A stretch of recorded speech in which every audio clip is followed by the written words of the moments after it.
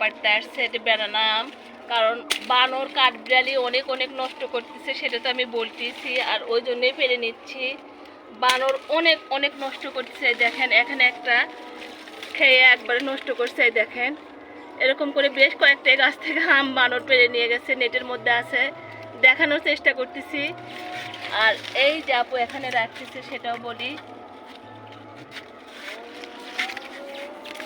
আর ওই জন্যে আমি গাছ রাখবো না, আরো 10 দিন মতো রাখা যেত আমগুলো, সেটাও বললাম।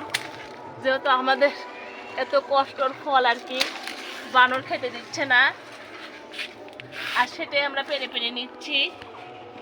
আর মনে হয় নাই গাছে যে কয়েকটা পারলাম, অনেকগুলো ছিল দেখতেই পাচ্ছেন, আর সেটাই আপনাদের সাথে শেয়ার করলাম। সবাই ভালো থাকেন। আরও গাছে আছে, আসেন।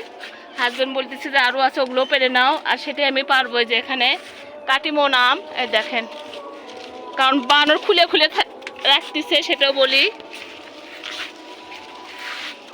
এই দেখেন এখানেও বানর এটা খুলে রাখছে, ও খাবে দেখে, অথচ খেতে পারছে না, বেশি পাকা না ওই জন্য করে।